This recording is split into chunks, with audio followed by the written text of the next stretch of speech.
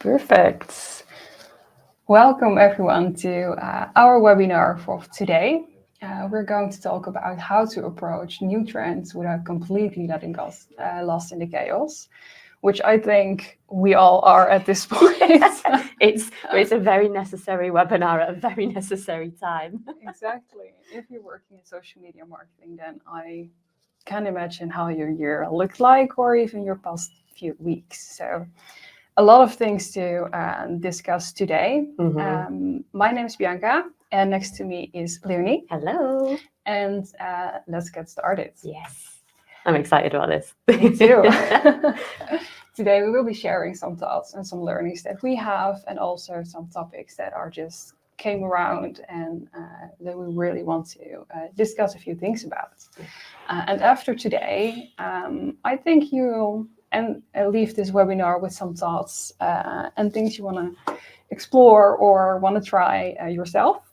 And even maybe a feeling of relief, right? Because I think sometimes when you're seeing all of these things that we're going to talking about popping up, you can start to feel stressed and you can start to think, are other people are also experiencing this that are working in social media? So I think of this webinar is we want to just let you know that, yes, you're not on your own. Exactly. We're all in it. Yeah. So let's get started.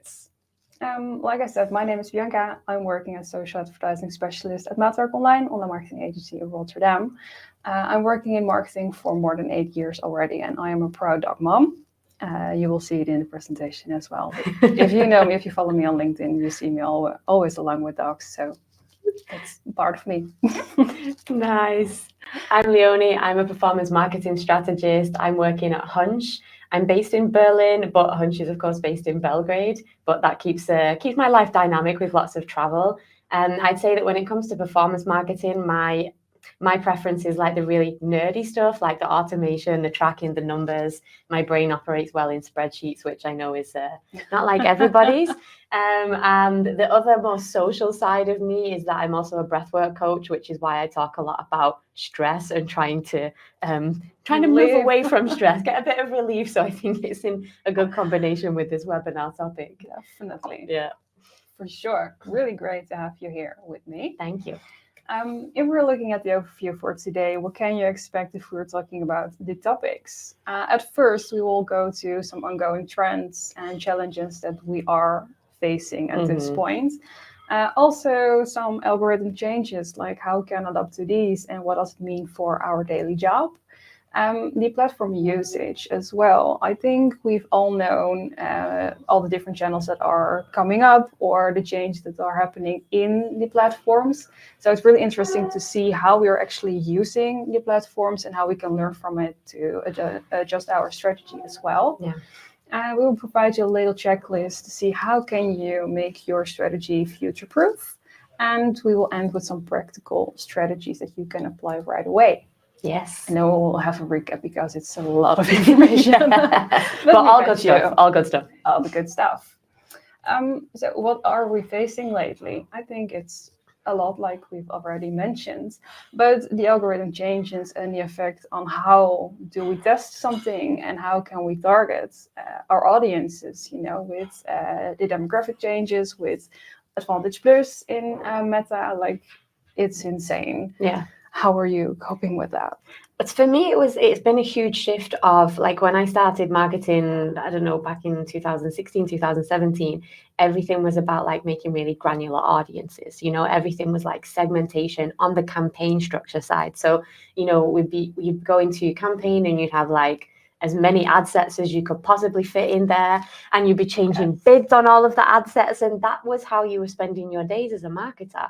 Whereas now with all of the audience consolidation and more about like AI-assisted campaigns, testing is still important. And I think this is one key point that I really want to highlight, because I feel like since the shift in audiences has changed more towards creative, I feel like, and I might be wrong in saying this, but I feel like testing's kind of fallen off. I feel like businesses are not testing as much as they should. Oh, definitely. Because, and this is again my opinion, I feel like testing, since the emphasis has been moved from audiences to creative, right? And actually creative testing is more complex because you have to understand like how your audience ticks. How are you going to speak to them? What messaging do you put forward? What kind of aesthetic do you look? It's not really testing a lookalike audience between 1, 2, and 5% anymore. There's a whole load more of like moving parts and different options. So my impression when I'm speaking to different advertisers is that they almost bury their head in the sand, and it's like, oh, it's too much, so I'm just going to avoid it altogether. I don't know what you've seen. It's exactly the same. Like when I started in marketing, and especially in social advertising, the one thing I remember was, if we're talking about possibilities in targeting, you can target the boy next door that likes peanut butter and is 17 years old. Yeah. So specific, you were able to target your audience. And right now it's not that specific anymore. And the reason or the method how you can really target the right audience is just using the right creatives that really engage the people you want to engage with. Yeah. And especially that last part is something that we as performance marketers find really hard, because we weren't used to do it like that a few years ago. We were more focused on the technologies and how things were working and the metrics, like how are we reaching our audience, and how can we combine them together or split them even more, so we know what kind of creative works for this particular segment. But right now it's much more general and more on the creative parts. Yeah, I almost feel like we've gone back in a way. Like all of the changes in technology have enabled us, I don't know if enable is the right word, but we're going with that anyway, of making us go back to, I almost feel like the Mad Men days, you know, where we're thinking about more like how are people feeling? What's our audience thinking? Because that in the end is all they had, you know, Exactly. like what does the creative look like? And I know there were certain placements that could influence it. But as you said, I love the way that you underlined that when you mentioned, you know, a few years ago, we were so focused on the tech and what was happening under the hood in the ads manager. And now it's like, okay, that's taken care of. So now we need to focus on what's outside of the hood. And I think, as we mentioned, it can sometimes be overwhelming, especially when you're not used to thinking in this way. Yeah, exactly. And I like what you say. That's all taken care of now, because we also have AI come up. Nice segue. It's a really nice jump. But AI is literally everywhere. And sometimes I feel like we are getting a bit tired of AI, because it's literally everywhere. Yeah. It's in the ads manager, it's on the campaign level. We have optimization structures doing by AI, a lot of tools that are using it. So as a marketer, it's like, where do I need to use AI for? And I feel like when it all came up, we were embracing it, and it was nice and it was fun. And now we are not always knowing how to use it in the best way, or using it wrong. How do you feel about that? Yeah, I have the same feeling, because you can use AI at multiple levels. Obviously, as you mentioned, there's all of the AI that's in the different ads managers, and then you can use AI to build all of your content. So you can use AI for copywriting, you can use AI for like generating the images themselves. And within that, it's not just like, oh, I can use AI and it's instantly going to work for me, right? I mean, I've tried to write prompts for Midjourney, and the stuff that came out was not anything that I could use in an ad. So it's not only saying, oh, I'm just going to pick up this tool and I can use it and it instantly solves my problem. You have to learn how to use that tool. You have to learn how to like master your prompts and learn what you're getting out of it. And that takes time. Like that really takes a lot of time. And it's a job itself. Yeah, exactly. Like there is the job of prompt master. I've started to see this pop up on LinkedIn. I was like, oh, so it's actually it's a thing now. Okay. Yeah. So I think that on top of, and then there's also like when we're speaking about emotions, is the FOMO, right? Because you might look around and see other advertisers are saying, yeah, I do all of my ads through Midjourney, I use ChatGPT, and I don't have to do anything. And then you think, I'm going to fall behind, I'm going to become irrelevant. Yep. So on top of already feeling like you have to learn these new tools, there's also the fear of missing out aspect. And I think trying to learn new tools to help you is amazing. But for me, I always operate with the Pareto principle. I'm like, put 80% into your bread and butter campaigns, ways of doing your campaigns that are bringing all the results. And then experiment with 20% of your capacity, 20% of your budget, and try to learn it, like pick out what you think is going to support you most. Otherwise, it just, you're trying to, then you're spending your whole week becoming a prompt master, and all of your campaigns are falling apart, and you're like, what do I do? Where do I go? I've only, you turn into an octopus. Exactly. I really reckon that it's I try to adopt it in what I can, but also use it just as an instrument to help what I'm already doing, but then in a more efficient way. Even in Ads Manager and every tool that we're using, if it's popping up, which it probably already did, just trying it out, play around with it to see how it works, and if it works in a way that you want it to do, and if it's really improving anything. But it's just part of our life now, I guess. Yeah, and this is the thing, we have to make it part of our life. So all of this talk about AI is going to replace us, I don't buy into that. No. We're always, it's just changing our job. I mean, I've tested these AI recommendations for the creative on Meta. For some brands, they work great. For some, horrible. Like, you can't do it. So again, there's always going to take a human element of really understanding like what is right for the brand, what's right for the business. And for sure. Yeah. For sure. And the other one, the shift between platforms. I think a lot of new platforms are coming up. I think it's only going to get more. And it will be more. And especially last week when TikTok was offline in the US for 14 hours, there were like 5 other platforms that were ready to jump in. They got pretty sad, I think. But it's going very quickly.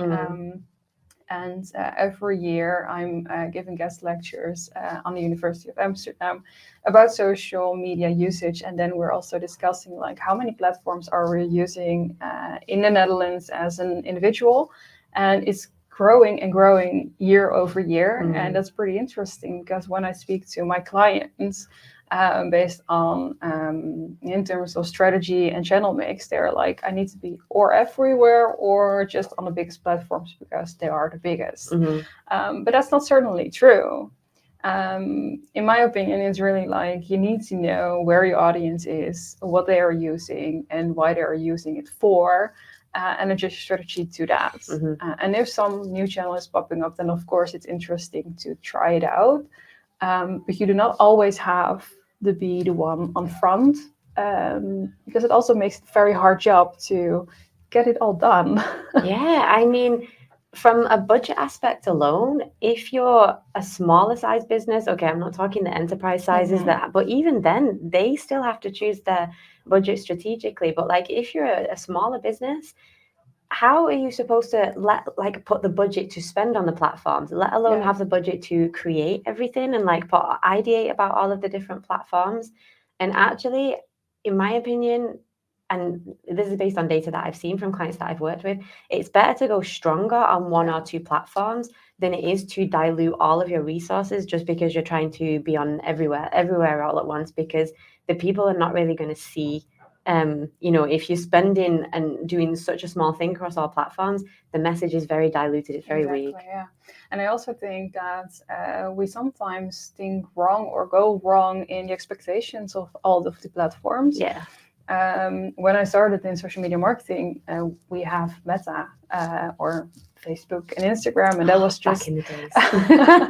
That was our era, and we were doing conversion campaigns, and we got catalog campaigns, and it all go pretty well because it was also very conversion driven. But newer channels like a Snapchat or a TikTok or whatever do not have the same strong algorithm as Meta already have. No. So if you're using or adopting a new channel because you want to expect the same things of the others, then it's not going to work. Pretty happy with that. Yeah. So, there's also an expectation you need to manage. An interesting thing is, if we're talking about this, we need to go back to our laptops, because with all the information we have, what does it bring us? So this is a picture of me when I'm working. That's certainly true. Nice. I think we can say that beside all of the changes that are happening daily, what's happening today can be totally different tomorrow in our job. Yeah. We also started to use social media a bit differently. If we're looking at the numbers of the Netherlands specifically for the new social media research that launched last week, we see some interesting things actually, like YouTube grow over Facebook, as if we're talking about usage, which is pretty big. Yeah. We already knew for quite a few years that video is the new thing that we all should apply, which is true. Yeah. But it's here to stay. We are watching much more videos than we did years ago, and it also shows in platforms that we acknowledge. Yeah. Even though Facebook is having a small decline, Instagram is growing. Funny part. If we're looking at the daily usage of the platforms, and not only views, but how are we using those platforms on a daily basis, we see a big increase for Instagram and YouTube as well. TikTok and Snapchat are pretty close. Also WhatsApp. Yep. That's surprising, because I would have thought that WhatsApp was quite stable. I thought the same thing. I was like, everybody does have WhatsApp. Yeah, I thought everybody's always had WhatsApp, but it seems like not. We're using it more frequently though, so that's pretty interesting to see. And maybe the younger audience who were on Telegram or Snapchat using it for chatting or things like that are now also shifting to WhatsApp too. But it's interesting to see how people are using those certain platforms. And now if we want to look at why are they actually using those platforms, this is a research from Soda Social Media, which launched last year. And for the 4 biggest platforms, we can see why our people are actually using this platform. Which of course for TikTok means that they are using TikTok to just watch videos. They want to be entertained, which is... I'd say TikTok's replaced TV. Like for younger people, when I see like where we would watch a film when we were kids, I'm speaking about like people in my family, they would rather just go and sit and scroll through TikTok for 1.5 hours. Yeah. Like it's completely different. But it's so weird. If you're just thinking like, oh, I need to search up something, and you go into your phone and then you got a notification, you're just scrolling, and then 20 minutes further, you're like, okay, I'm done with this. And then, oh, still, I didn't check what I was supposed that legitimately happens. I did some research for one of my clients for a creative briefing. So I was doing research by watching videos on TikTok, and I just lost so many hours. But that's the story of a social media marketer. Yeah, we're always on there. And sometimes I find myself like scrolling, and I'm telling myself, oh, it's for work, but I'm scrolling it's for research. entertainment. Yeah, it's research. Yes. And for Instagram, it's a bit different compared to TikTok. However, the video placement is growing month over month. Yeah. We are mostly on the platform to stay on top of what friends or family are doing. So it's really a FOMO type of thing. Yeah. We just want to know what's going on. Yeah. And we don't want to miss out.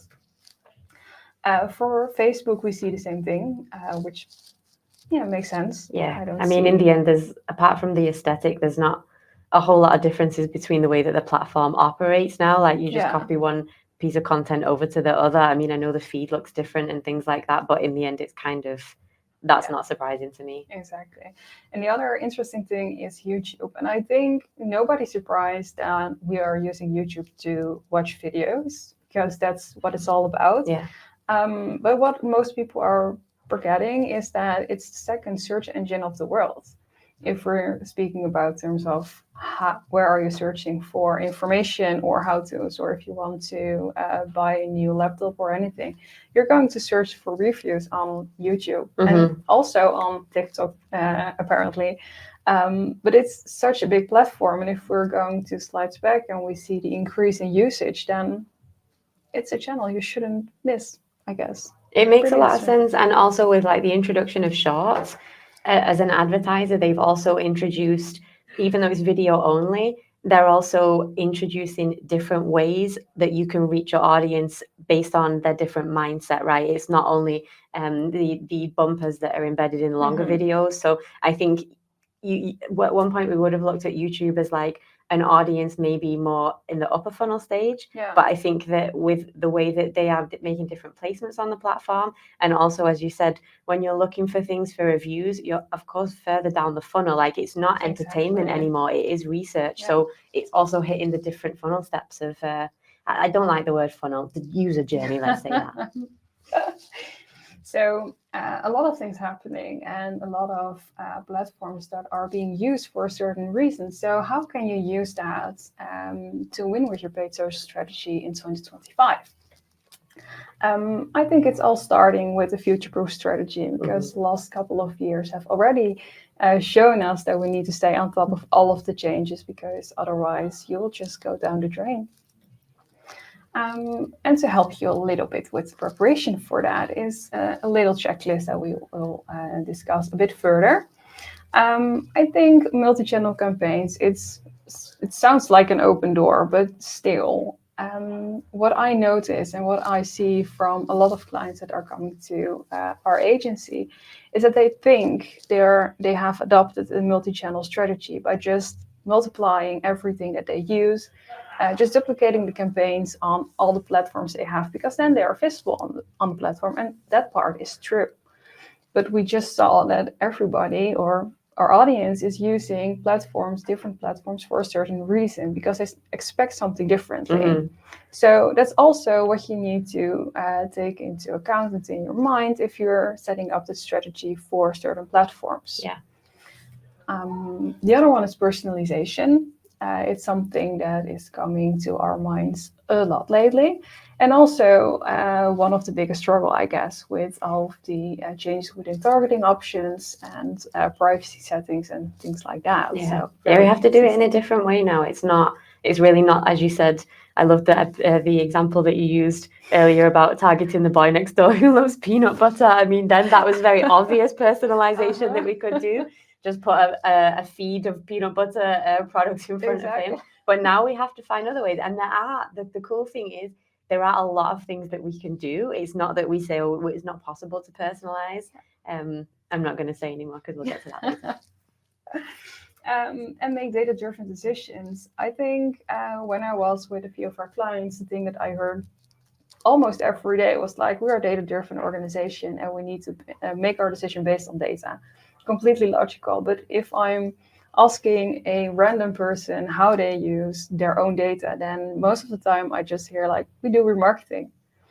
And that's as far as it gets. So I think we have some interesting things to help you a little bit on that part too. Yes.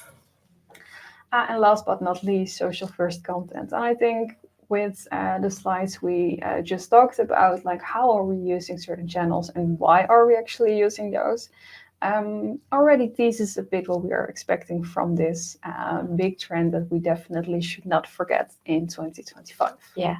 And by the way, social first content does not just mean creating 9x16 content out of a 16x9 thing. I have to put that out there.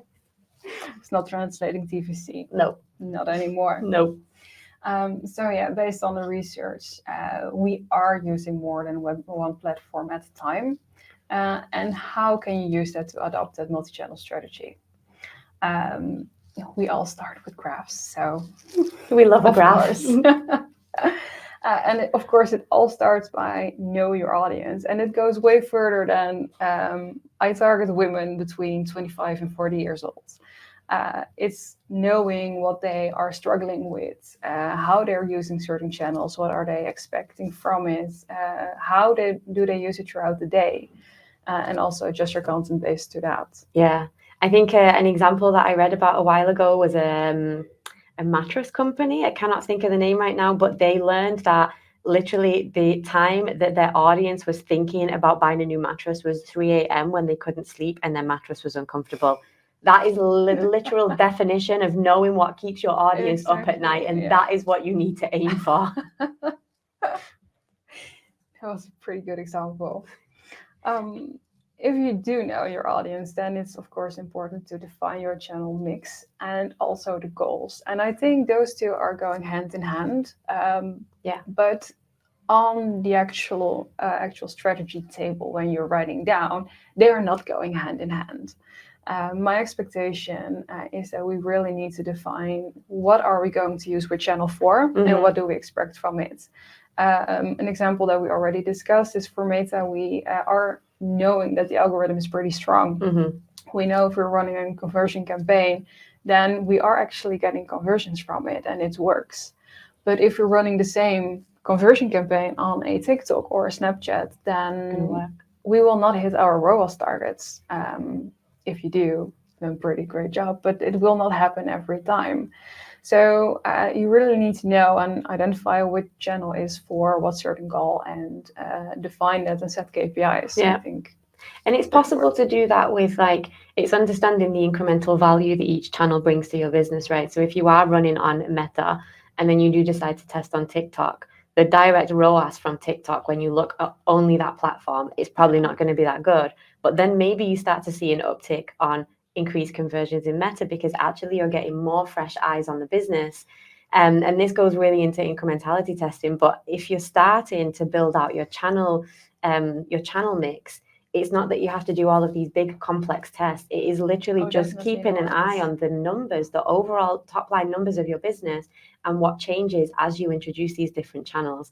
And if you're in this position where you're just starting to do that, you're in the perfect position because any data that's additional now, you can use it. It's not like you've already got all of these channels and maybe you need to start turning them off. And if you do that, there's nothing wrong with it, by the way.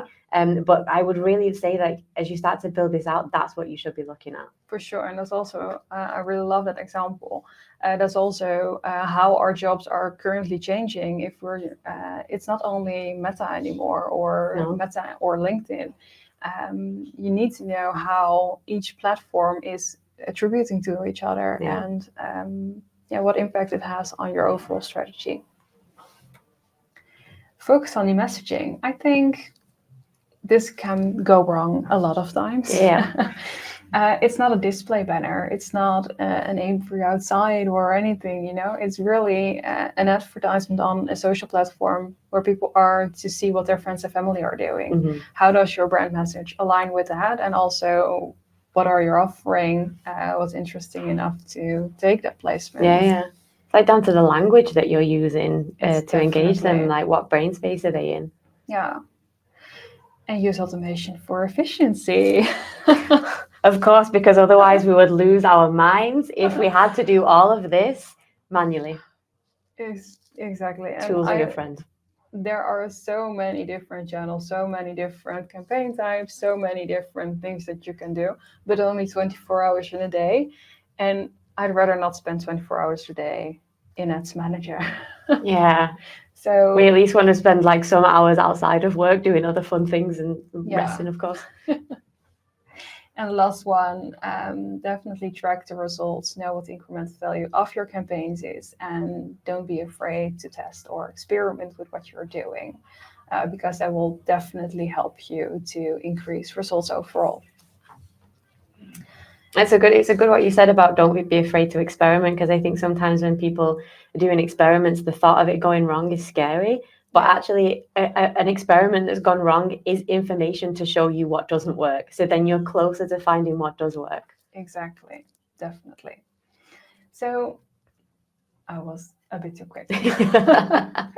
But knowing when you're going, starting with advertising or want to improve your strategy, your own data is gold. And I think I've seen a million times maybe that first party data is important and that you need to use it. And then I still have the example of people like, what are you doing with your own data, or how do you apply it to your strategy? And the answer is, I am doing remarketing.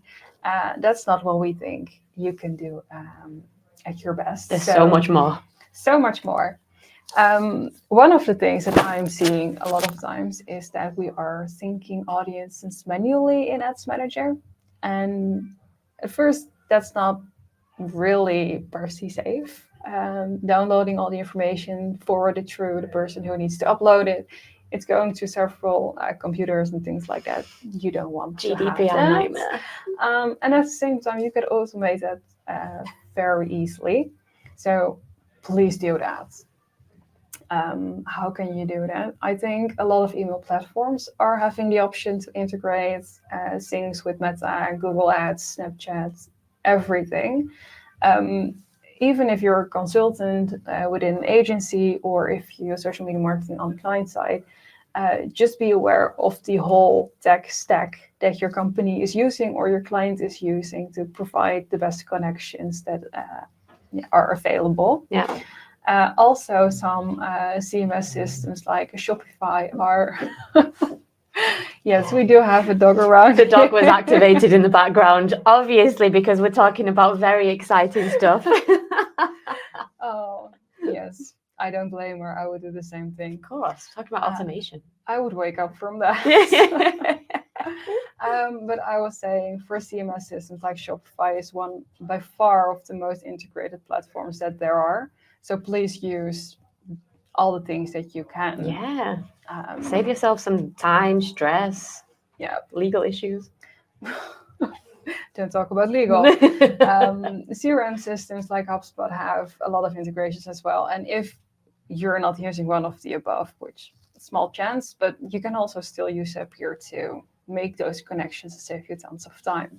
So when you're opening your laptop, clicking away from this webinar, you think like, oh, I do this too. Something you can learn from right away. If we're talking about audience strategies, then besides just the syncing your all customer list or your website visitors list, you can do a lot more. And I think partly of understanding who your audience is also knowing who your customers are. Mm-hmm. You do have your customers because they've purchased once, twice, or maybe a lot of times. But you can put them into different segments and just learn 100%. From their behavior and use that into your strategy as well. Yeah. Maybe you can use some RFM models to really put on your most champions, or maybe customers who were very active but put to sleep and didn't come back for a while. It's pretty interesting to see what you can do with your strategy by just focusing on understanding who is buying from you or could buy from you. Yeah. And then this also ties back to what we were saying about focusing on your messaging for each one of those audience segments that you can build. And you can build out around like, what's their behavior, what keeps each of them up at night, because maybe the customers that got put to sleep, that were active and got put to sleep, they're having different problems than the customers who are buying on a weekly basis, or than the customers who are only buying once every 6 months. And it's about understanding each of those different persona types and being able to communicate with them all, because you can absolutely do that through all of your different ads. Exactly. And if we're talking about remarketing, please ask yourself the question too, what's the difference between my customers and my engaged audience? They are not the same. You also are activating people on social media by the perfect and awesome content that you're providing, but they may have not bought from you yet. So you really want to focus on those two as well, and certainly know that they are there too. And please make sure that they're set up correctly, which is what we're getting onto now. Because I have been in accounts where there was definitely mixed up between the existing customers and the engaged audience, and it is so important to make sure that you have a clean setup with this stuff. Yeah, if you're thinking like using Advantage Plus, like I think almost everyone is doing, or relying on completely, if not. I think in 8 out of 10 accounts I have randomly opened or seen lately, this was not set up correctly. Yeah. Within the Meta Ads Manager, you can go to account settings and define your audience segments, which you really need to do if you're using Advantage Plus campaigns or Advantage Plus audiences. You can define who your engaged audience is, like people who are actually engaging, viewing your posts or watching your videos or visited your profile on social media or went through your website but didn't buy anything. And your existing customers are your existing customers. Please make sure to define those two. Yeah. And if you're also putting on the URL settings, so you can also see within the Meta Ads Manager what segments are doing within your ads. really give some interesting insights. Yeah. And I'd even argue if you're not using Advantage Plus audiences, do it anyway for your own business. Like, Sure. it's really good to think about these things, even for yourself, even if you're, a die-hard, I'm doing manual audiences, maybe you've tested Advantage Plus, it doesn't work, because I'll hold my hands up, it doesn't always work. For sure. In a few percentage of accounts, it doesn't work. But have this way of thinking in your mind, because it will support you in building the strategy for your manual created audiences.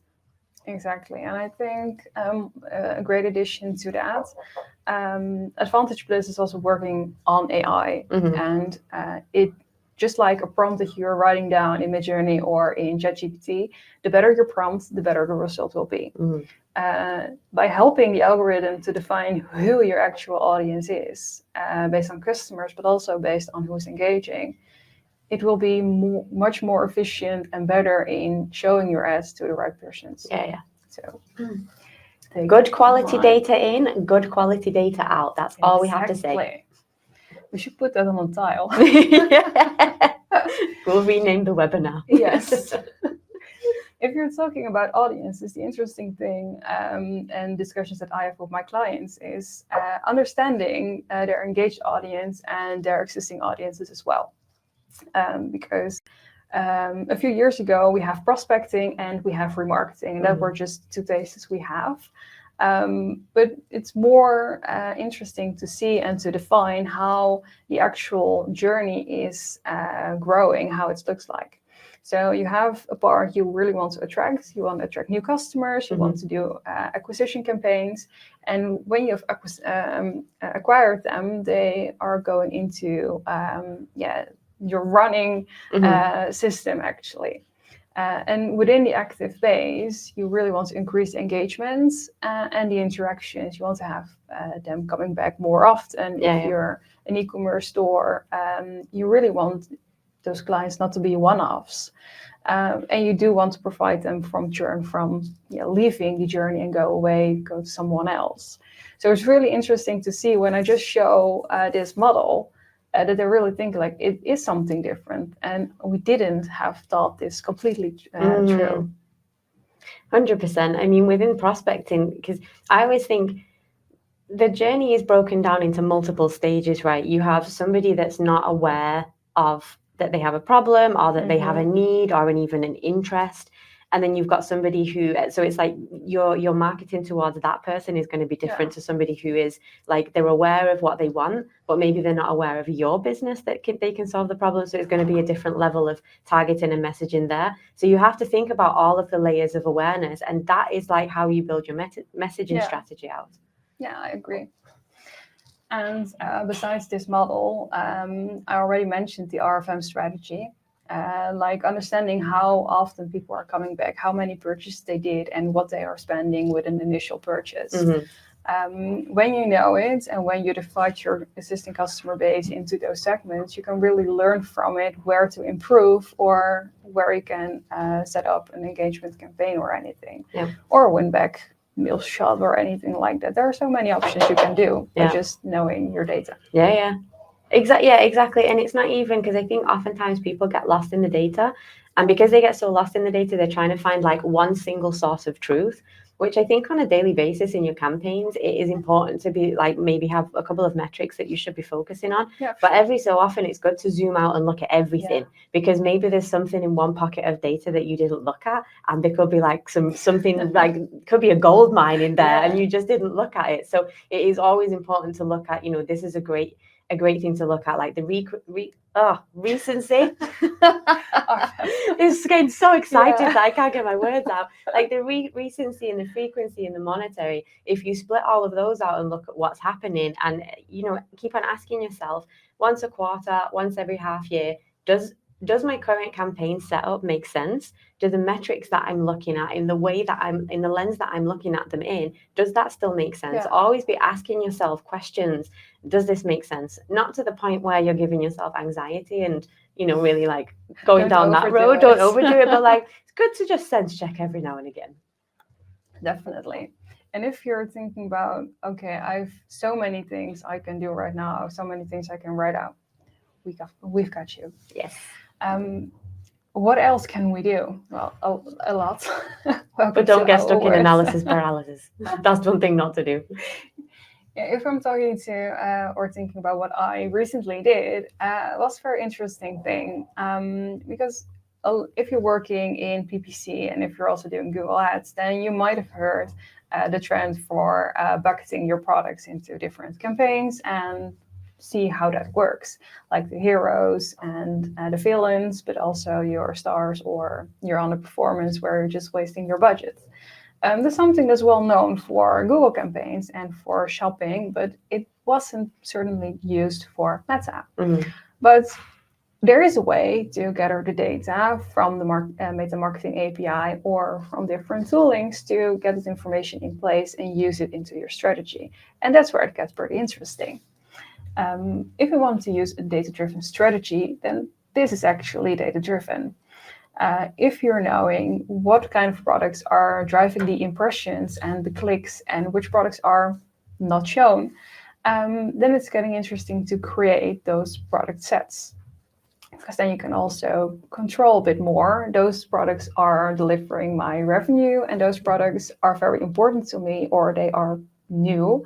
And I just want to push them forward to have a bigger area where we're visible with. Yeah, you can use it to expand your strategy because you'll also likely have a bucket of products that are high traffic but low, like they don't really get purchased a lot.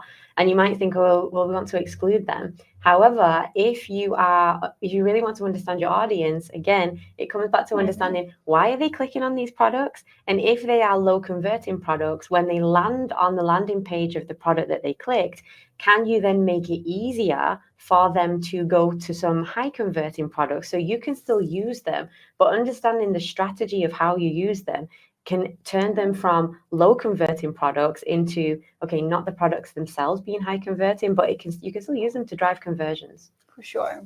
And then it's got pretty interesting to not only have a catalog running, but also knowing what is actually this catalog doing. Yes. And how can we improve it? You can also increase relevancy towards your audience, like Luni already told you, to make sure that you're showing the right products to the right persons. And like I mentioned, you are able to do it within toolings, but also using the Meta Marketing API. But then you need to know some nerdy stuff 100% to get that done. Yeah, that is. But it is possible. Yeah.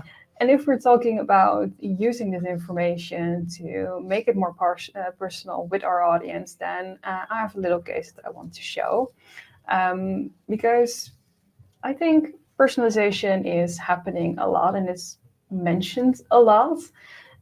Going through some of the search results of big websites that are written about, I think we have more than 5-6 results of articles in the last couple of months.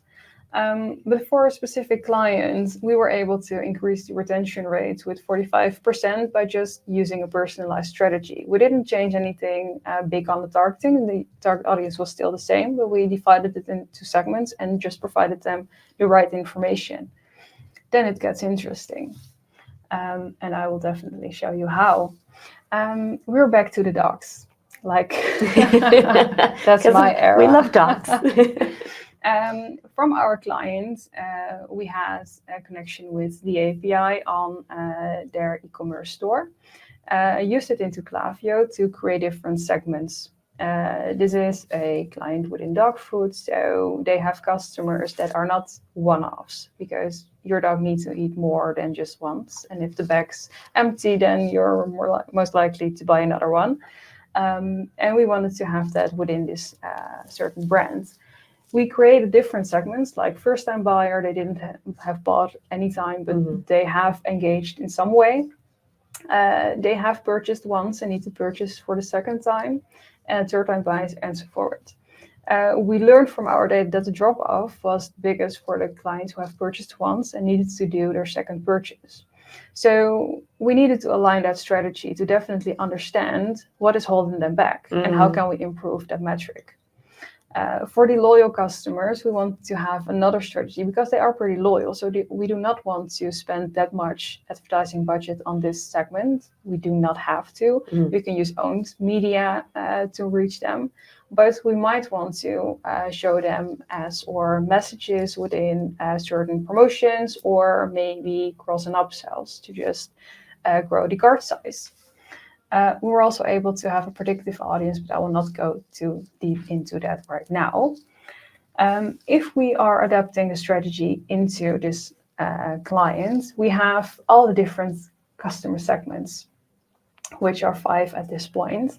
We want to make it personal and relevant for them. So we are thinking about how can we define this a bit further. And then we're talking about the sorts of products that they've bought, like hypoallergenic. Are they buying certain puppy products? You have puppy, just small puppies. And adult dogs, they have different needs and also different kind of messaging needed. People are searching for grain-free products, and we have also an audience that's not specified for one of those tags. What we did was that every customer segment was having one of the tags, and if we have that set up, then we needed to create ads for those audiences for the channels that we were using, and then we will came up to a lot of ads.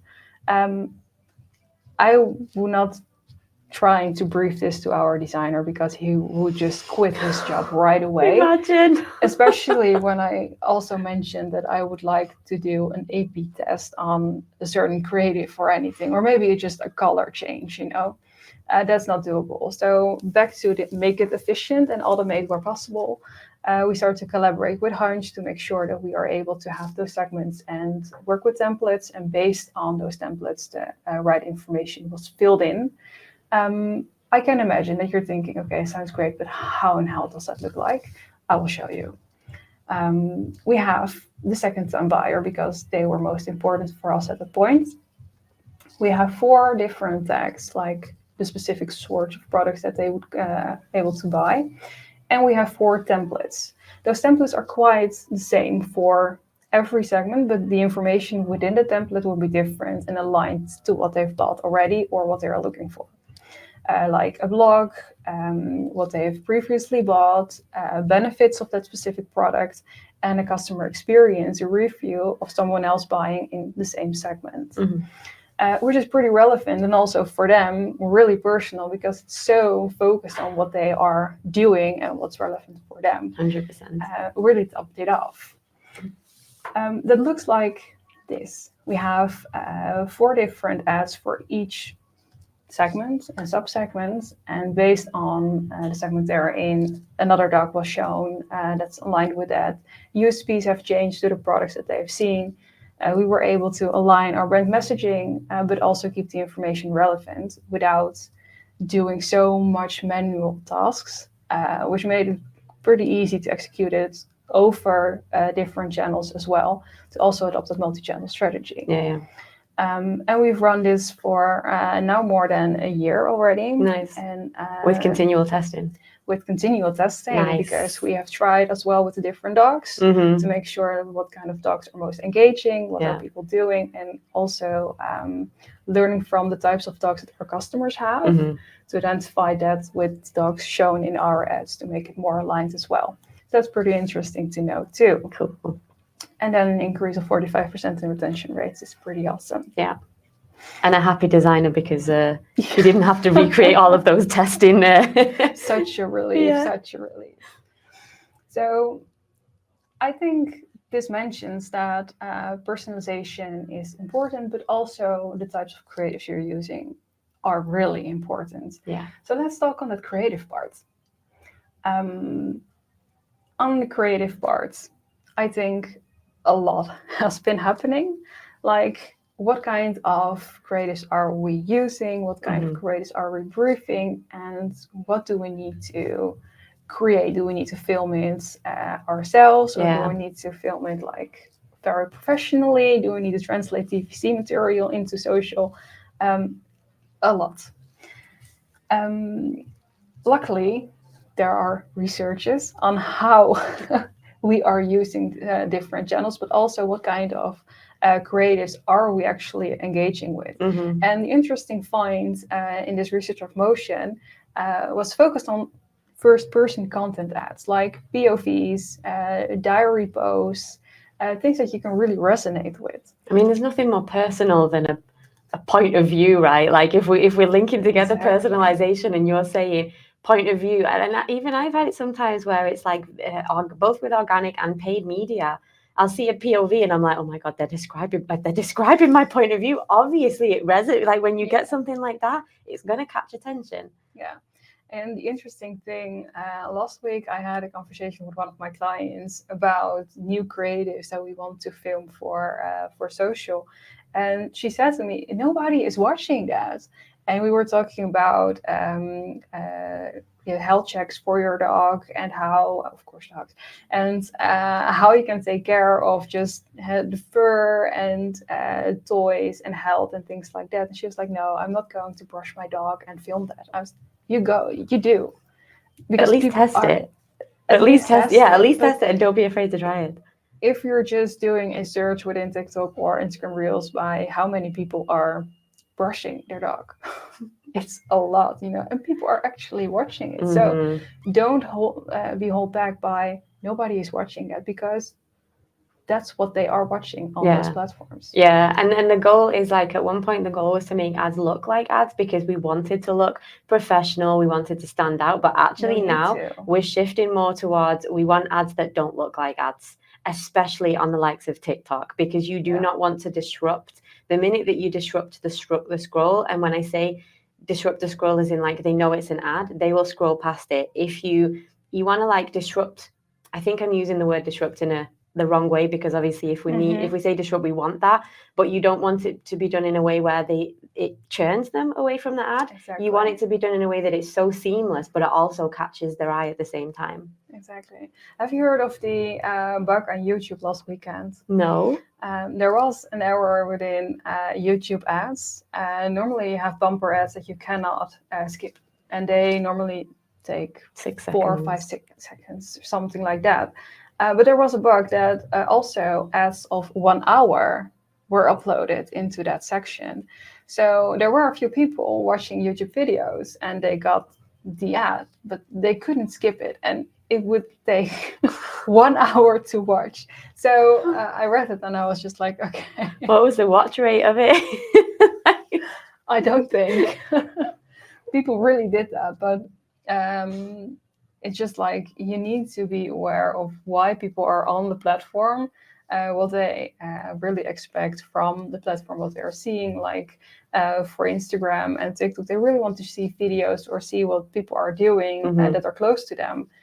Don't make your creatives that professional that it doesn't align with the rest that they're watching, because they will just scroll towards it. And that's just a shame for the work you've put into it. Yeah. Create raw testimonial campaigns. And one of the tests that we did previously was testimonials from existing customers. How are they using the product? How are they, their open minds and real and honest opinions of the products and the company.